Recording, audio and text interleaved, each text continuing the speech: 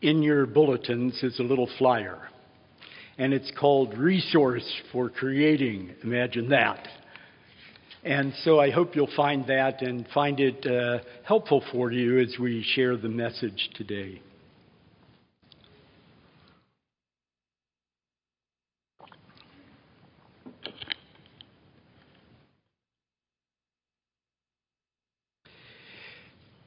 Let's join together in prayer. We give thanks, God of flower and trees, God of mountain and seas, God of ants and bumblebees, God of all humanities. We open to you, the creative spirit of all, new and all that is to come. Amen.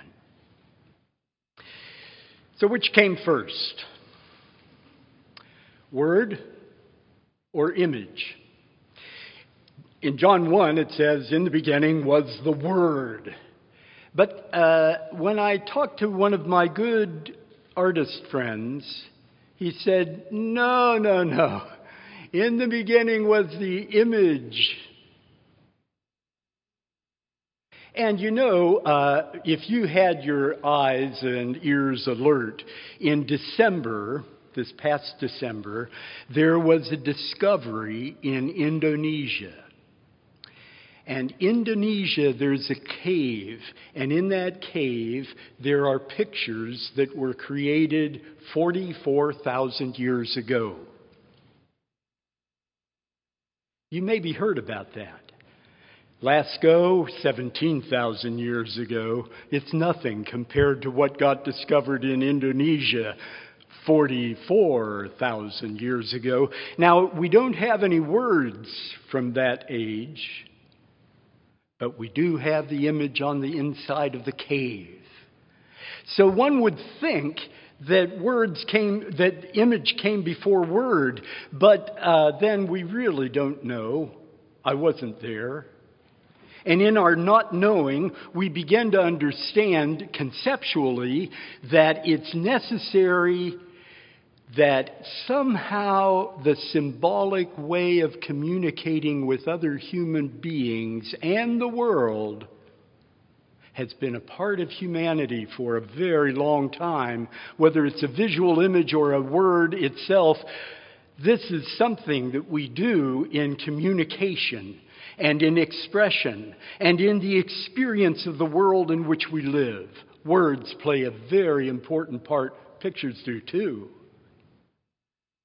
In the beginning was somehow a way of communicating.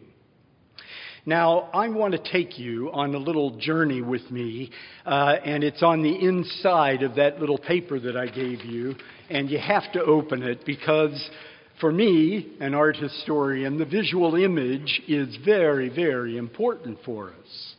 And I knew as I started to think about this sermon, I thought, am I going to describe this? Am I going to tell you all about this blue building that was so hot? I could not even think about the required number of words to generate in you an image in your mind that would match my verbal acuities. So, you have the images in front of you. And so when I talk about the Ishtar Gate, that's what this is.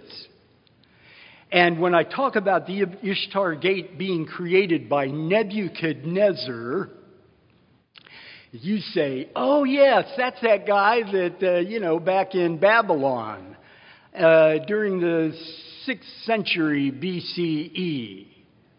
And you say, oh yeah, he was a biblical kind of king. Like not a king of Israel, but a king that the Hebrews had to deal with. And indeed, from about 600 to 560, Nebuchadnezzar did his work. Now, what's interesting is that one of the things he did was by 575 BCE, he created this thing called the Ishtar Gate. Now, you see down at the bottom, that's the big entryway, the gate. But up on top that page is the processional way. And that processional way was created so that any of us coming in to see the king, Nebuchadnezzar II, we'd go down that path together. And maybe we might have our entourage with us if we're a given king from another country. And so that passageway is plenty wide enough, 20 meters. And the walls on that passageway are about 15 meters high. And so we're talking about big time stuff. And in that processional way, and this is what I want to call your attention to, there were lions that were created on the side. Since the processional way was about 200 meters long, there were a lot of lions on that wall. About 60 on each side. That means 120. Imagine my quick ability to mathematically give you that piece of information. 60 times 2 is 120. And so these lions were there, and those lions greeted you as you came in. Strong affirmations of the power of the god Ishtar. And so you'd recognize you were in the presence of something. You better watch your step. Now, this particular Ishtar gate was covered with dirt through the centuries after Nebuchadnezzar died. It took a long time for it to be covered, and once covered, nobody knew it even existed. Gone, except for archaeologists in the 19th century. Nothing like being an archaeologist and finding something that nobody has seen for hundreds and hundreds of years. Whammo! Look at this! What are these things sticking out of the mud? Something special's going on here. And dig they did from the 1850s or 60s on into the 20th century. And then by, I think it was 1929, they reconstructed portions of it in a museum in Berlin, Germany. Man, was I pleased to see that. I talked about it a lot in my classes, and I had never seen anything like it. So there it was. Imagine creating a museum for something so large. Now, they don't have all of it there, but they have portions of it. Enough to be able to get the idea of what it was like to be in the Middle East under Babylonian rule in that place. Now, what I want to do is talk with you about those lions along the wall. And that's one of them is on your sheet. So you have to look closely at the sheet in order to comprehend the next things I'm going to tell you about.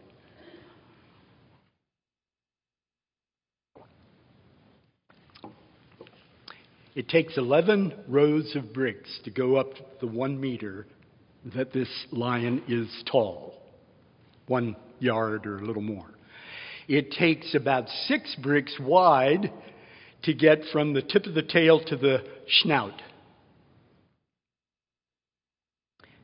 So, we've got a lion created out of a lot of bricks. About 50 bricks to make one lion. Right? Now, not all the bricks have the lion. There isn't one brick. There are many bricks. So there's a brick for the tip of the tail. See it? There's a brick for the front part of the paw. There's a brick for the nose. There's a brick for the ear and the back and there are 50 different bricks, I told you, and they all have to be assembled precisely in order to give you the idea of lion. The other thing about this lion I want you to know is that the blue bricks are the wall, and the lion is molded so that it's about 2 inches out from the blue.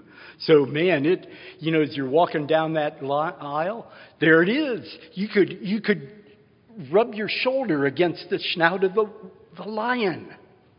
It's an incredible creation. Each brick about 1 foot by 1/2 foot by 3 or 4 inches tall. Each brick had to be carefully made. Well, I think about that processional way, and I think of Nebuchadnezzar, and I think Nebuchadnezzar had to have a vision. He had to say, I want this wall. I want this lion to be created on the wall. I think he had to see it, and then he had to give words to what he wanted it to be. I want that tail to droop. I want the mouth to be open. I want the front legs that I see on this side to move forward. I want the back legs against close to the wall. I want them to be behind. And all of that kind of creates, and did they draw it first? Probably. But out of that comes this many bricked lion. I think of Nebuchadnezzar. I think of him saying, I want lions. I'm going to assign jobs to you and to you. And I want you to make the molds. I want you to take the clay and gather it, and I want you to smash it into those molds so that it fills just the size of the brick. And I want you to make hundreds and thousands and millions of bricks, because this passageway is 200 meters long. And when you're done, you build the palace wall. And it takes many more bricks. I want you to know how to make bricks by the time you're done with this job. And I want you to take those special bricks, and I want you to form lions on them, 120. And then I want you to arrange piles of the tips of the tail bricks, and the another pile of the paw brick. And then I want you to do the front paw brick and the back paw brick, and all 50 piles of very specific bricks, because we're going to make 120 lions. And then I want you, when it's time, and here's the time, go gather those bricks, bring them forth, and put them in the wall, and on and on. And the commands are given, and finally, the wall is completed. And you know what they did? They blessed it. They empowered it for the sake of the kingdom. And then when they were done, they said, let's have a party. Let's rest. Let's be quiet. We have created one of the wonders of the ancient world.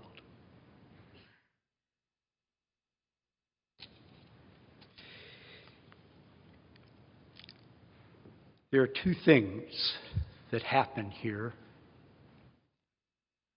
One is a magnificent building project. It was done by 575, and in Babylon at that time, there was a great assimilation of people. You know where they came from? From the powerhouse expression of the armies of Babylon and Nebuchadnezzar that reached all the way down to Palestine.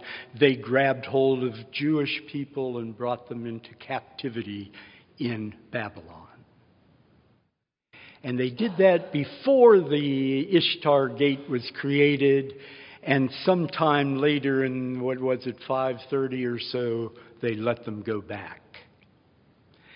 What's interesting to me is that the building project matches the time that the Hebrew people were in Babylon. Isn't that interesting to you? Man, if I were a Hebrew at that time, I would have wanted to be there too, except for the oppression. I would have wanted to be able to see this kind of creation take place. Wouldn't you? So that after it was finished, I could say, hey, I just saw a wonder of the world. I lived there while it was being made. Now, the other thing that's really fascinating to me is the best scholarship we have says that Genesis 1 was written after this experience. Isn't that interesting too?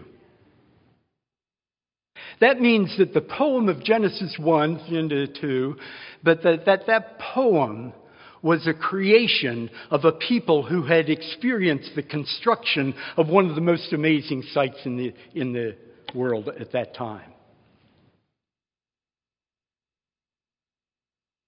Creation's story was a story of verbs.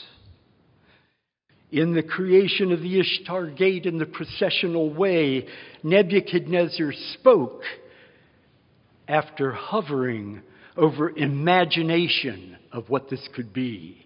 And the project realization was the result of verbal interplay of very precise workmanship. Organizing, assigning, drawing, making, calling forth, and setting in place, differentiating and gathering together. By the way, did you know that Proverbs 1 through 8, we think they were written after that as well?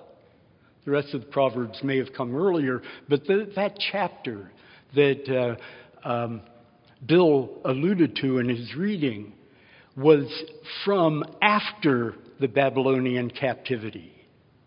So here are the words like drawing or making firm foundation or establishment or marking or naming and power. I find all that fascinating. These are the words of creation. And these are the words that get used in Genesis chapter 1. Now, what's the purpose of this story, Genesis 1?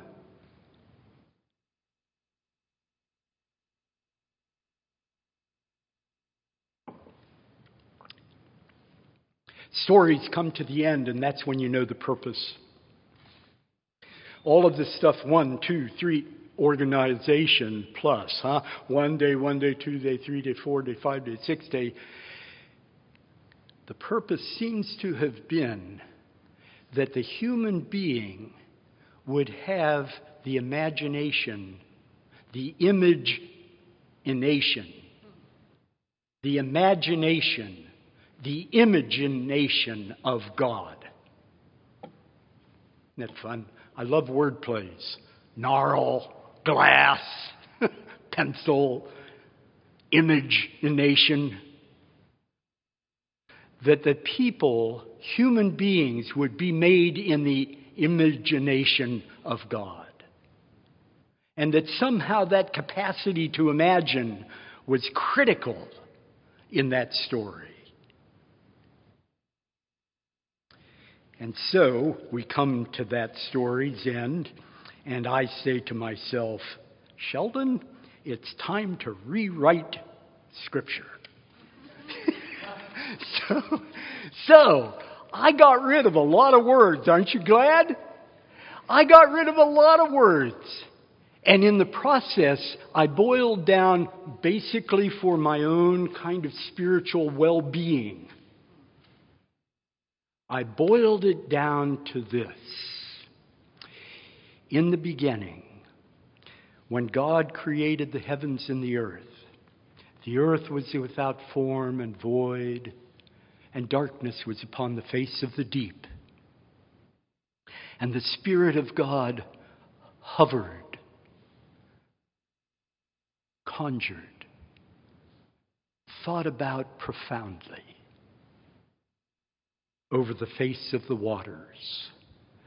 And God said, God speaks, God permits and lets things be. God sees, God evaluates, separates, names, organizes, creates, makes, forms, shapes, gathers, calls forth, assigns, sets in place. And then if we drop down to Proverbs 2, establishes, draws, makes firm, assigns, marks. You get the picture? And then blesses. And the word bless in Hebrew has to do with empowerment. It's not showers of blessing. It's showers of empowerment. When you're blessed, that means you can do something. And so if you bless a gate, that's not what the Hebrew God does. God blesses creation, empowering it, which is different. Buckminster Fuller said that God is a verb. Who's Buckminster Fuller? The Kabbalah speaks of the mystic verbal nature of God. The Hebrews talk about God as being Yahweh, which is really one of those words nobody can say. They were told they can't say it, and then everybody thought that was a rule. The reality was they couldn't say it. The capacity to humanize and verbalize that word is impossible, because it's all wind. Yahweh. Yahweh. So, it means I am who I am. And then out of that come all these rolling verbal qualities of creative capacity, and they are part of creation. We are made in the verb image of God. That is the image. Now it's interesting to me. Here's what's interesting. So I'm going to sum up by telling you what's really critical to me here. Number one, the reason we have an art gallery is not to pretend to be officially involved in the art community in Portland. And we also find that we're part of the art community in other parts of the world as well. That's not why we have it.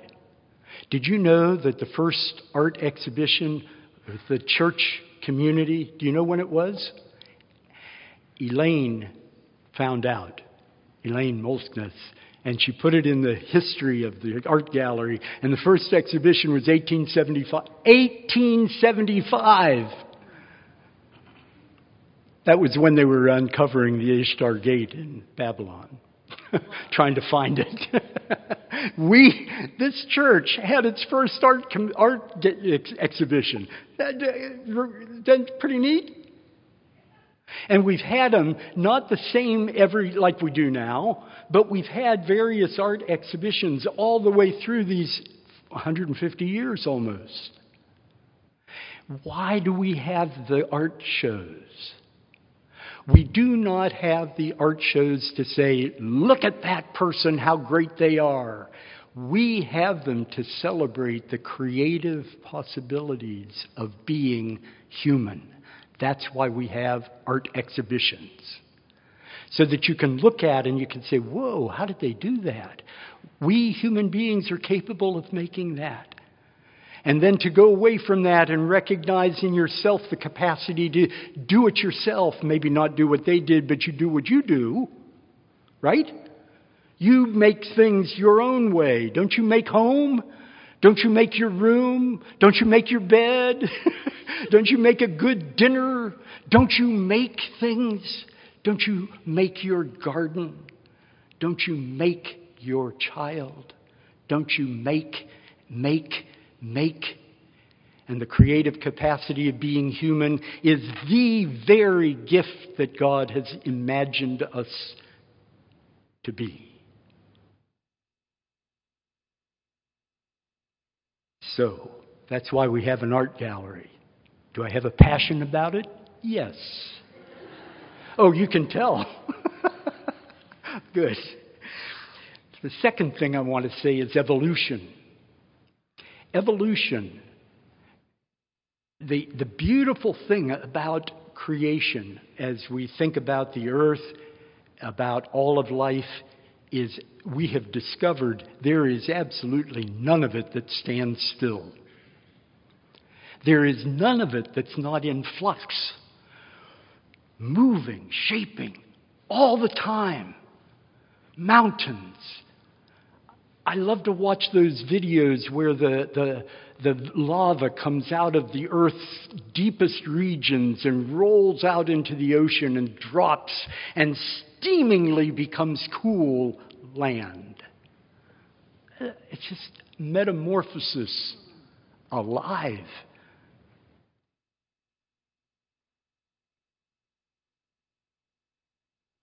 And I love to watch cows being born. And on my uncle's farm. And I love to watch humans fall in love. And I love to watch ...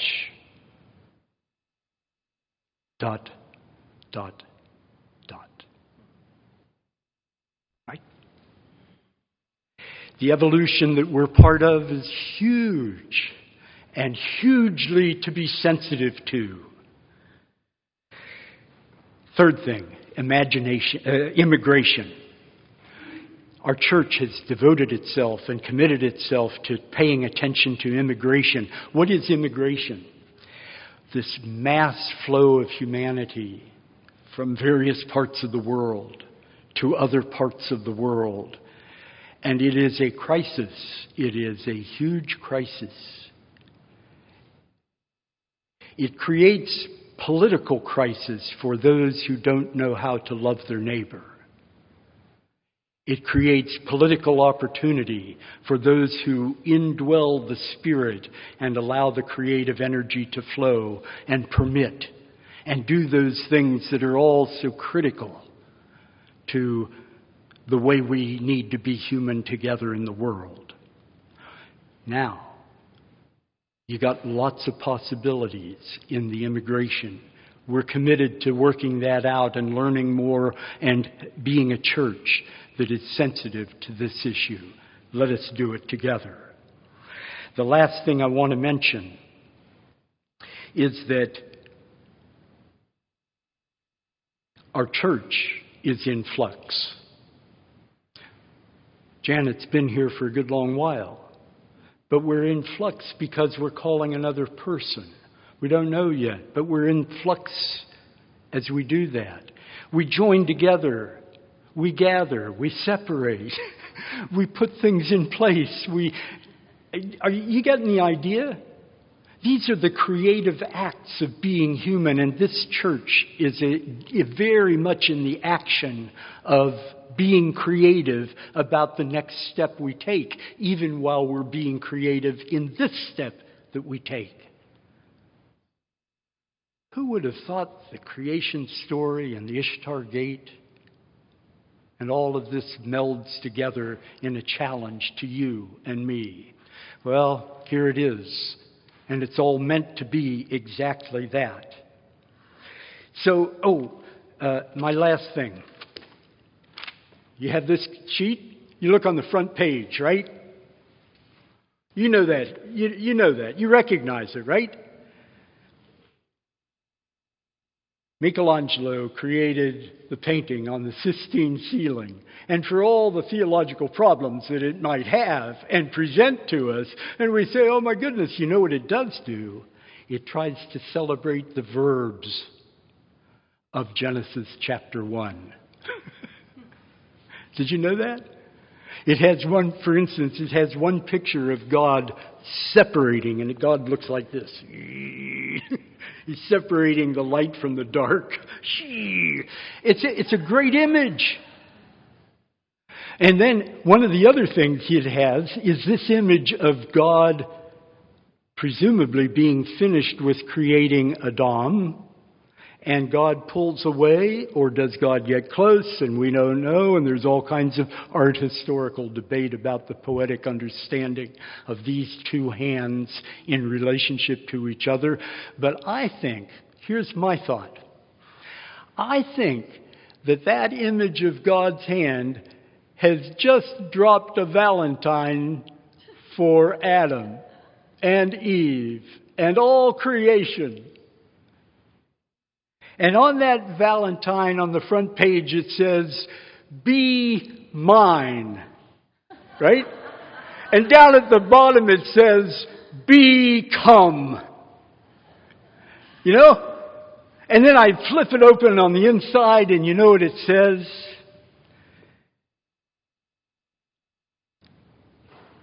Have a passion for compassion in creation. Have a passion for compassion in creation. Amen.